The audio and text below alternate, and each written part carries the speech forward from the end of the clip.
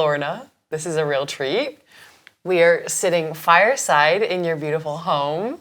Thanks for having us here. You're welcome. I do love this room. It's full of all old furniture, and it's actually a barn. Really? Yeah, and I think that's lovely. Even the floorboards are, came from a house in Scotland somewhere. They're beautiful. And my son got them. And they're old. Everything is old. Even this, somebody didn't want these chairs, and they were either going to throw them out. And I said, "God, they're gorgeous. I'd love them." So that's why we have 2 armchairs. Yeah, I love it. You wouldn't have them otherwise. They're beautiful. And Yeah. do you feel like having a space that is warming and welcoming and creating an environment for you to come home to is really good for your soul? Yeah, it is, because one thing, I do love the traveling and meeting people all over the world, and, speaking and all that goes on. But I do love coming home. To me, sometimes, well, most of the time, 99.9%, that is the most important part, coming home. I love coming home to Ireland. I would often give out to God. I would say, what He's told me about America and different parts of the world. I often would say, how come you didn't, send me to America? Have the American Gathering Angels bring me there? But I guess I'm meant to be outside, looking in, and have opened the gate and just waiting for the American people to come forward themselves. And I believe that's what's happening. That's beautiful. And Yeah. and when, you go to America often, so maybe God was like, hey, I'm going to be sending you there, but you're going to have this familiar place, right? This beautiful home, that your adorable bunny, your adorable dog Tiwi, and all the little creatures and flowers that are familiar for you. Do you think that there are rituals that you have in place that help you get grounded, whether you're traveling in America or coming back home? I know people talk about grounding and all that kind of thing. I don't need that. I'm afraid. I don't need to be grounded. It's like, wherever I walk, I'm already connected. I don't need to be conscious of grounding myself, or be conscious of, being in a certain space or place. But I do love Ireland. And I love green. I know I don't have green on me now. But I wore it for you, so we could be like a little flower. Yeah, so I do love the colour green, and I just love coming home because my family are here. So I love coming home to them as well, even though they would travel with me as well. I just love Ireland, but I love the world. I am Irish and Celtic. Is it Celtic they call Yes, it? yeah, that's pretty. Yeah, you're Celtic, girl. I'm a full-blooded Celtic. Really? That's the way I'll put it. That's great, and you're loved by the world. I've had the joy of just the last week spending time with you, and it's just such a treat because you're so full of life, you're so loving, you are so grounded. You have a very grounding, warming presence. And do you feel like over your life the angels have taught you, I guess, this openness, this embracing, this love?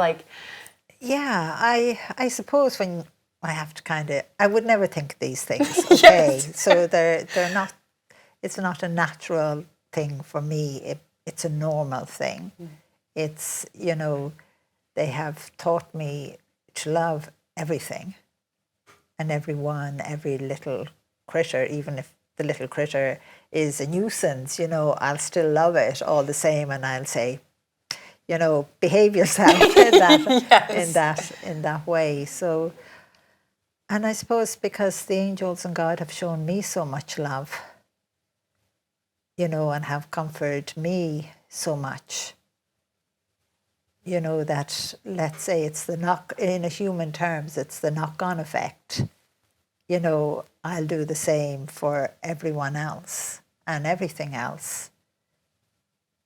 And I don't even know of that because I don't think of things like that. Right. So it's kind of, what's she talking about? Yeah, you just live your life. You know, you travel over the world, and you give so much energy and so much love to so many people. So it's really special getting to be in your home, because I do feel like, you know, there's so many sweet things here. As I was walking through, there's beautiful crystal angels or gifts people have given you that bring you joy. And how important is it for you when you do come home to have these little elements that bring you so much joy? I suppose I'm going to answer another part of that question, like when I was a child or teenager, or even when, you know, I got married and had my own children. I didn't have any statues of angels. I actually don't need them, you know, and people give them in a gesture of love. And sometimes for extreme cases, I have a load over there, you know. I would say to someone, whether it's a child or a dad or a mom or brother or sister, you know, pick one for yourself. Which one is God attracting your attention to? And they would take one and take it home, and they tell me they keep it by the side of their bed, you know, or in the window where they see it every day to remind them that they have a guardian angel. And I think that is, you know, angels, I love the way God uses his angels, because, you know, they're soft and gentle. You know, we're not so afraid of angels, but yet we will deny them. You know, but it's like, you know, I can give, you know, a child a little present of an angel and everything will be fine, you know, in that way. So God does use his angels because we accept them more than we would something else. But we don't accept them fully because we're still in denial. You know, so I would just say, you know, what have you got to lose but to give yourself a chance to believe and to discover for yourself. I love that. You know, And do you think people are in denial because they're afraid of the spiritual side, the soul that's in us? Or? no, I think they're in denial because it's the world. You know, everyone would, you know, if you went out and you met some new friends and you turned around and said, you know, I thank my guardian angel for us all meeting here today, they'd probably look at you and say, oh, she's off the wall. But that's the way we have been taught to think, that if you're conscious of your guardian angel, or even the soul of a loved one, or even your own soul, or even if you speak of God, you know, or a lady, or a saint, or whatever a religion may call those that have already gone to heaven, you know, you're still looked at. And sure, you see it today all the time. You know,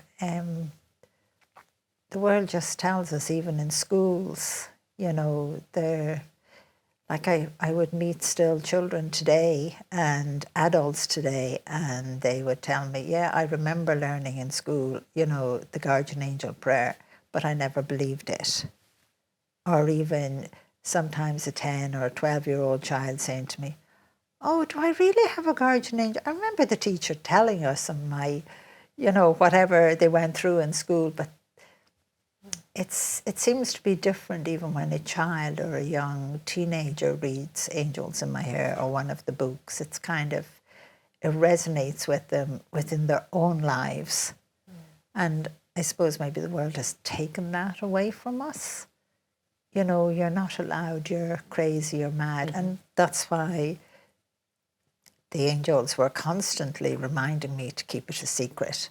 That was to stop me, because I was already considered retarded because I'm dyslexic, and Ireland didn't know anything about that. So if I had turned around to my mom and dad or to the neighbours and said, you know, there's an angel walking up the road with that man, you know, or if I turned around and said, while I'd be looking out the window, oh, I see the granda walking with Mary and the baby, I wouldn't be sitting here I probably would have been put into an institution and considered definitely off the wall, this child, you know. And we still do that today with children. You know, we still tell them, you know, don't be talking nonsense, that's silly. You know, don't be letting your imagination run away. But is it their imagination? You know? And we tell them something has to be solid, to be real. And it's lovely when I meet teenagers, you know, 15, 16 years of age, and they turn around and they say, I'm so glad now to know that I actually have a guardian angel, that angels are real and God is real, and I'm going to try and do my best, you know. And I would tell them, don't forget to have fun, you don't have to be, you know. And then you could meet a teenager, you know, maybe you met them when they were 15 or something like that, because this has happened on umpteen times, and 15 years have passed and you've met them again, so they're older, and they turn around and they say, you know, you saved my life. And I would say I saved their life and their soul both together in that way. And they would just say, you know, I met you at a book signing, and it was whatever I said to them or whatever was in the book, or in that way, because we have to give everyone hope. You know, but that's something we don't do enough of. Do you know why God chose you to see angels? I haven't the faintest idea. I often say to God, you know, why me? Like, I think God is awful silly, you know, to have chosen me. You know, I can't read, I can't write. You try and explain something to me and I keep asking you questions because you're giving me directions and I can't figure them out. And, you know, I just say, and I'm a woman, like, I give out to God about this. Why didn't he make me a male? Because if I was a man, I would just say to God, they would listen to me and give me more attention, but I'm a woman.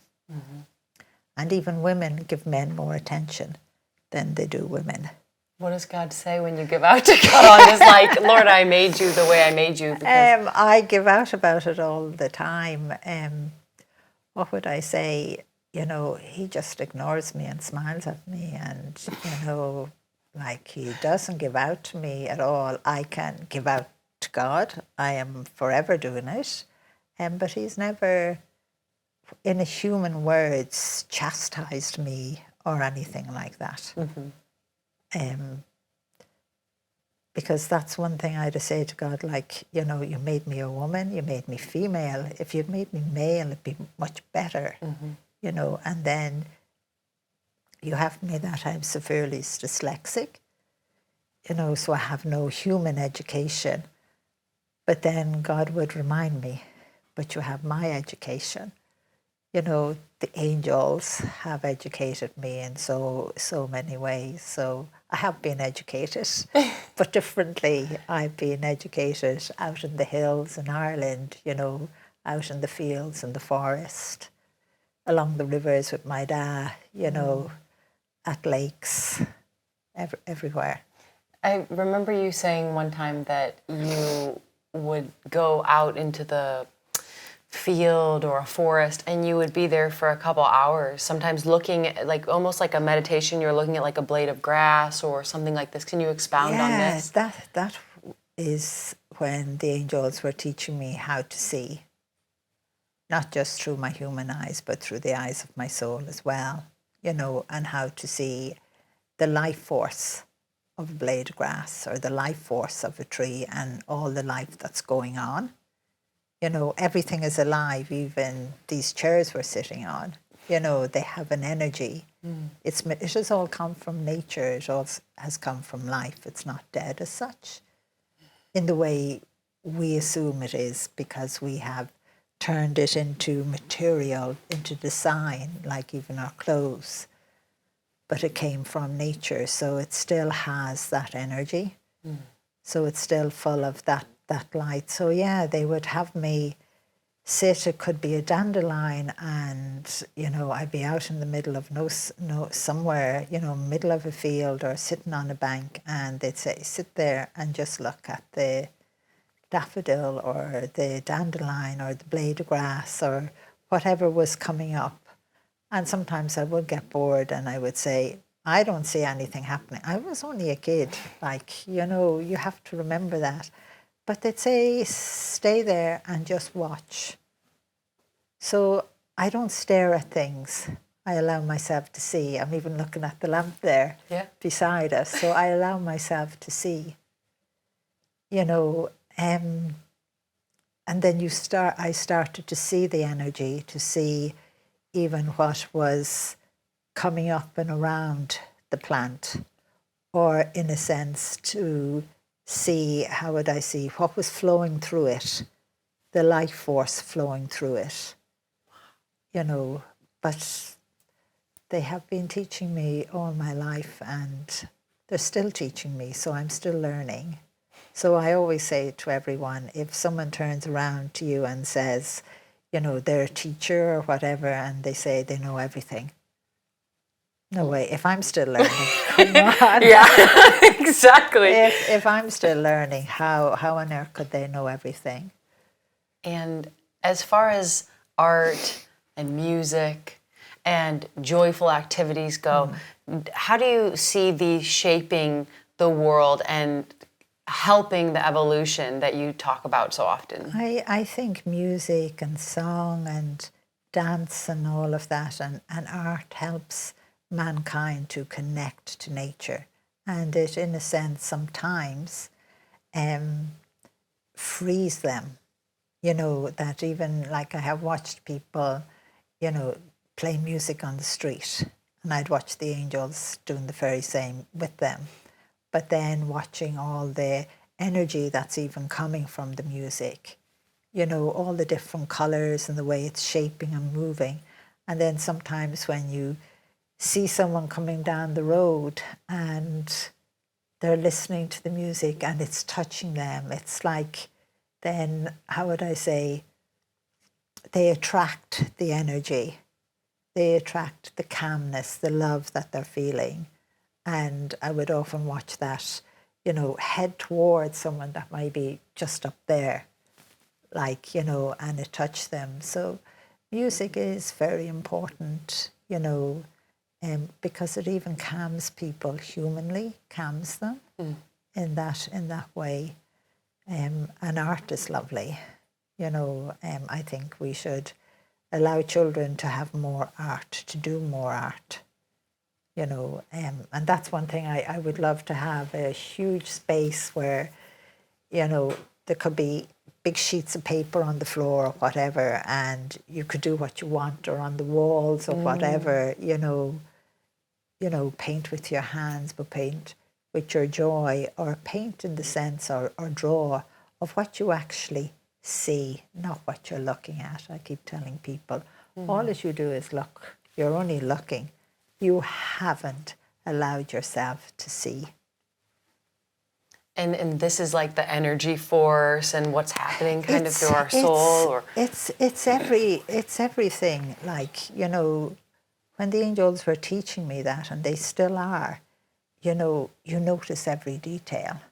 So you notice the little bit of, what would I say, even in material, as I'm looking at the lamp, you're noticing the way all the little threads are going, and one that's not going the same way as all of the others. But when you're only looking, you don't notice that. So the details. They taught me a lot about the details, and then taught me how to, go into that detail, into that little thread that's crooked, and see what it's doing as well, and to see the energy separately coming from that particular thread and not the rest, so, and they taught me everything out in nature. So that's what I'm doing at the sanctuary here in Ireland. Is we've only begun is just to help people to see for themselves, but you meet people who turn around and say, well, then I'm going to go out and be this great teacher, or they're going to, be this great fortune teller, or they're going to be, this great guru. But it's for your life. It's for you to grow spiritually and to see, to see what's between here and the ceiling. To see all of the movement, everything that's happening. It's, I don't know whether I explained that right, but it's for yourself when you're growing spiritually. It's for you. It's for your connection to your soul.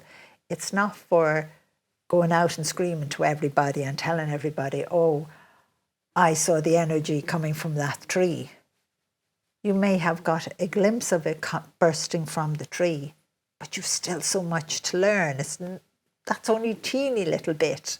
So you're almost talking in like a way of, you learn these things and it's important to stay humble, like not be like, look, I can see this, you can't, to be, okay, well, how can I take this, or what I'm learning, and then share it or have more empathy for this person. I feel like it's almost a practice in empathy, like what you're learning in nature for how to read people, how to help them. For everything. It's like, some of the great artists we have of long ago, like, what's his name? Da Vinci? What's his name?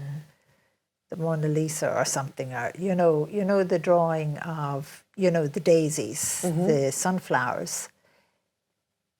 I know that artist then could see, he was actually seeing, because no one has ever done those flowers in the same way. They only copy them.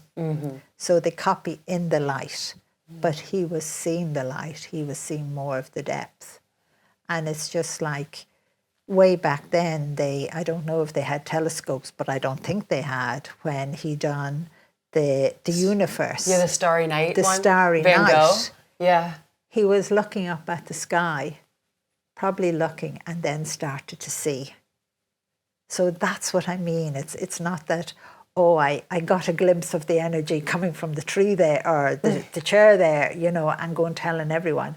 But you have forgotten to allow yourself to see more, to learn more. Like, imagine what the world looks like that you don't know. Like, our world is full of so much color and so much light, and it's so alive, but you don't see it because you only look. Wow. So what would be a step for someone like me, who I'm an artist, but I see details but can't quite see. Try, and if you're drawing or what, draw the detail. Every little, even if it's a little bit of a thread or a line, you pick this line and you start to allow yourself to see it. Just focus on that one line or that one leaf or this candle, and draw in. You can draw in first all the normal details that you see, but then go into it. What do you see in here? Right now? You know what I mean? Like, There's a lot. There is a lot of movement. There's an awful lot. And what happens if all of a sudden you're allowing yourself to see, and you see the flame as clear as you see it when you look? But the flame may change because you're looking through it here. So the detailing and appreciating it, it's almost also like a practice in gratitude, right? Because you're seeing things with an eye that's very open and going far into it, It's like a different world almost, energy. Our world is different, and science is picking up a lot of what's between the floor here and the ceiling, that you're saying there's nothing. They're starting to pick it up with instruments, with technology. But we don't need technology. If I can, if I have learned, why can't you? But you, like lots of people, like, you have to remember it's taken all my life to now, and I'm still learning. So lots of people think that, oh, well, I'll practice one day and that's it. Yeah, yeah. You know, we give up. But yet in some parts of the world, you know, there's people that live in remote places. And I heard one story which has been recorded where the people say live down in a valley and you can't get out of it only by climbing the cliffs, the path up the cliff.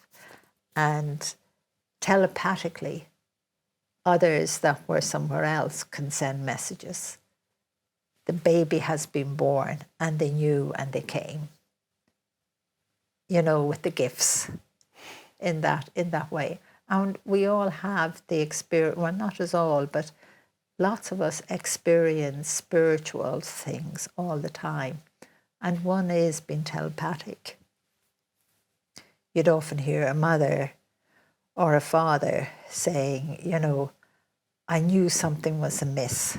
So I went looking for my daughter. I kept ringing her, or I, you know, decided I'd go over and see how she was. You know, there's, you know, I always remember one mother saying, you know, she was always watching her daughter because she knew one day she wouldn't come back home. And I know that's sad, you know, but she knew it. Like telepathically, she knew it. Spiritually, she knew it. She was being told. So she said, you know, even though my daughter went home to heaven, you know, I actually enjoyed every moment with her. And I know she enjoyed every moment with me as well. And it's like the father who said to me years ago, his daughter died very young, but he said she lived life to the fullest.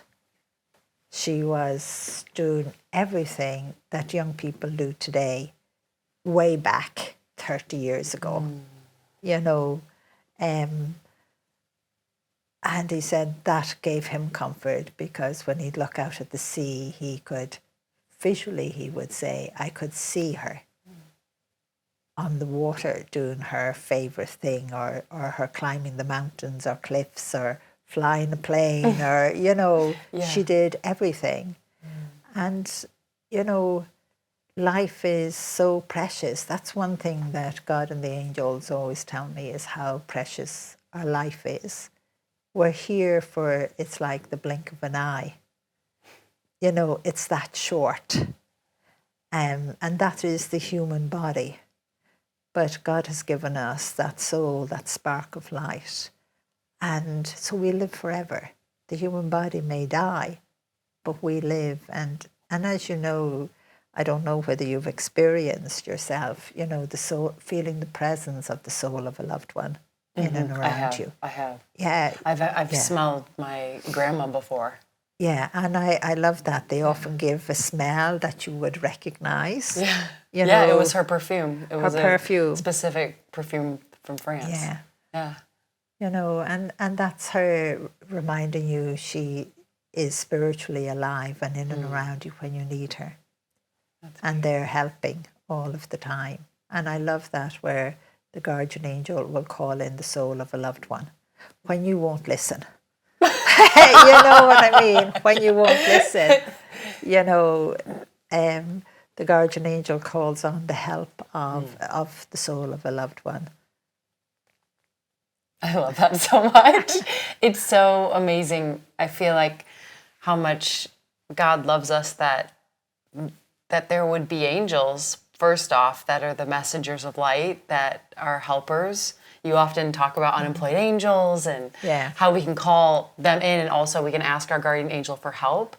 And then, of course, you have Michael the Archangel, who I feel like you're very close with.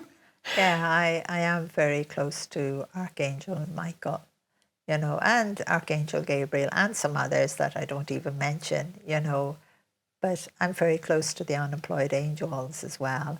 I always thank God for the angels he has in the world and for the angels that are being tumbled down from the heavens, the unemployed angels. Like if you can imagine this enormous bucket being overturned and angels falling out of it, and they're rolled in a ball. Their wings are wrapped around them, enormous, and they're rolling down to the earth, through the universe.